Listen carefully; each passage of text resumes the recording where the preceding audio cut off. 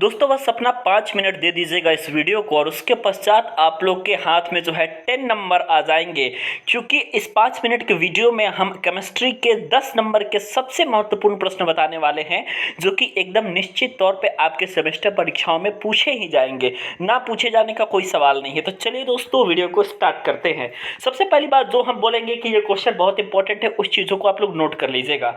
अभी देखिए यहाँ पे पहला क्वेश्चन आप लोग देख रहे हैं कि इलेक्ट्रॉन की तरंग प्रवृत्ति क्या है, इससे संबंधित आपको व्यंजक लिखना है। यह क्वेश्चन आपको 1 नंबर में पूछा जाता है, ठीक है।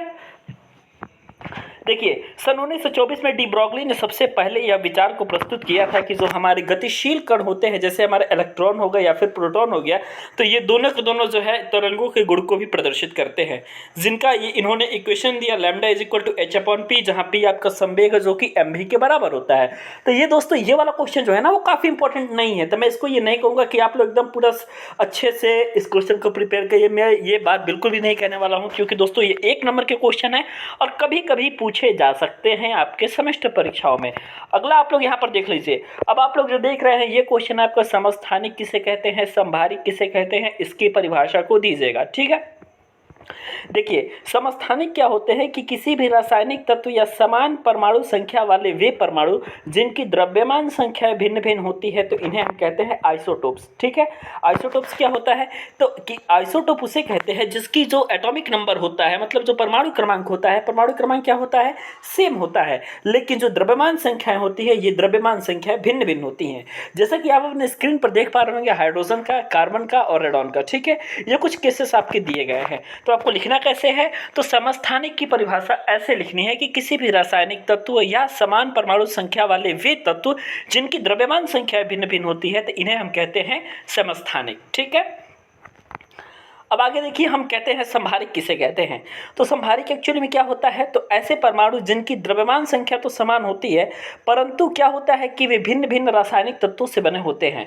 अब भिन्न भिन्न रासायनिक तत्वों के बारे में बात किया, अर्थात मैं ये कह रहा हूँ कि समान द्रव्यमान संख्या वाले वे परमाणु जिनके परमाणु क्रमांक अलग अलग होते हैं लेकिन द्रव्यमान संख्या सेम सेम होती है, तो इन्हें हम कहते हैं क्या, संभारिक कहते हैं। जैसे आप क्रोमियम का एग्जाम्पल ले लीजिए और आयरन का एग्जाम्पल ले लीजिए, जिनकी द्रव्यमान संख्या आपकी 54 है, लेकिन आपका जो परमाणु क्रमांक है ये आप लोग का बिल्कुल एक का 24 है क्रोमियम का और आयरन का 26 है। इसी तरीके से आप क्लोरीन का भी एग्जाम्पल ले सकते हैं और कैल्शियम का भी एग्जाम्पल ले सकते हैं, जो कि दो ऐसे तत्व हैं जिनकी जो आपका परमाणु क्रमांक है ये बिल्कुल अलग अलग है, लेकिन द्रव्यमान संख्याएं आप समान देख सकते हैं, ठीक है।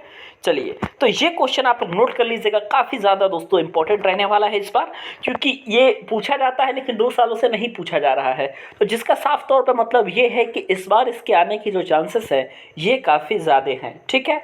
बाकी बात रहा दोस्तों लाइव क्लासेस का, तो ये आपका छठ पूजा बाद इतनी ज़बरदस्त तैयारी आपकी कराई जाएगी सेमेस्टर परीक्षा की कि आप लोगों को क्या कह रहा, ठीक है। बस चैनल को सब्सक्राइब कर लीजिएगा। इलेक्ट्रॉन, प्रोटॉन और न्यूट्रॉन की खोज किसने की थी, ये काफ़ी लंबे क्वेश्चन यहाँ पे दिया हुआ है, लेकिन एक बात मैं आपको बता देता हूँ, ये चीज़ें पूछी नहीं जाती हैं, ठीक है। जनरली 1-1 नंबर में कभी पूछ लिया जाएगा कि इलेक्ट्रॉन की खोज किसने की थी, प्रोटॉन की खोज किसने की थी, न्यूट्रॉन की खोज किसने की थी, ठीक है। तो इस तरीके से ये चीज़ें पूछने वाले हैं आप। साथ ही साथ आप यहाँ पर देखिए पाउली का अपवर्जन नियम। पाउली का अपवर्जन नियम क्या होता है कि उन्होंने यही कहा था कि किसी भी परमाणु के जो 2 इलेक्ट्रॉन होते हैं, इनकी जो चारों क्वांटम संख्याएं जो होती हैं ये समान नहीं हो सकती। यदि 3 क्वांटम संख्या समान है तो चौथा डिफरेंट होगा, बिल्कुल ये बात निश्चित है पाउली के अपवर्जन नियम के अनुसार। 1925 में पाउली ने यह नियम दिया था, ठीक है।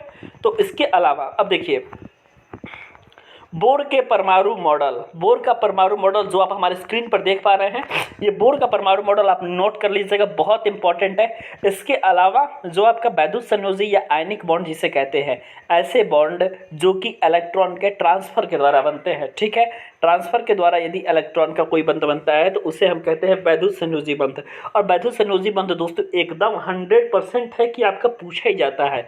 तो आपको लिखना कैसे है, लिखना है ऐसे कि ऐसे बंध जो कि इलेक्ट्रॉन के ट्रांसफ़र के द्वारा बनते हैं या फिर इलेक्ट्रॉन के साझे के द्वारा बनते हैं, तो इस प्रकार के बंध को हम आयनिक बंध कहते हैं, ठीक है। जैसे सोडियम क्लोराइड का बनना हो गया, पोटेशियम क्लोराइड का बनना हो गया। ये दोस्तों मैं क्विक रिवीजन लेकर के आपके पास आया हूँ, जो कि आप लोग को जल्दी से जल्दी सारी चीज़ें याद हो जाएंगी, ठीक है। सहसंयोजी बंध किसे कहते हैं कि इस बंध में दोस्तों एक्चुअली में होता क्या है कि जो दो संयोजी परमाणु होते हैं अपने अष्टक की पूर्ति के लिए इलेक्ट्रॉन के बराबर की साझेदारी करते हैं। यानी कि जब H2 अणु बनेगा तो H अपना बाहरी कक्षा का एक इलेक्ट्रॉन साझे में लगाएगा और एक H अपना बाहरी कक्षा का इलेक्ट्रॉन साझे में लगाएगा। ठीक है, तो इसे हम कह देंगे दोस्तों सहसंयोजी बंध। क्लियर हो गए आप लोग? चलिए, तो इस तरीके का बॉन्ड को हम कहते हैं क्या? कोवलेंट बॉन्ड कहते हैं। जहाँ पे बॉन्ड आपका शेयरिंग ऑफ इलेक्ट्रॉन के द्वारा बनता है वहाँ हम कहते हैं दोस्तों सहसंयोजक बंध। एकदम इस बात को नोट कर लीजिएगा कि आयनिक बॉन्ड या सहसंयोजक बंध आपका परीक्षा में पूछा जाने वाला है। अब हम बात करते हैं दोस्तों उप सहसंयोजी बंध की।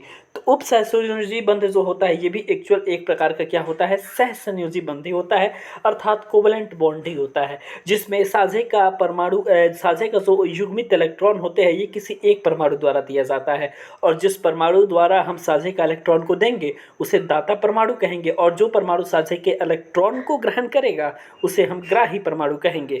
तो दोस्तों ये रहा आप लोग का क्विक रिवीजन। बाकी क्लासेस जो है रेगुलर रूप से आपकी चलाई जाएगी सेमेस्टर परीक्षा आने के नज़दीक आने पर, और साथ ही साथ छठ पूजा जैसे ही बीतती है लगातार क्लासेस आपकी चलेंगी।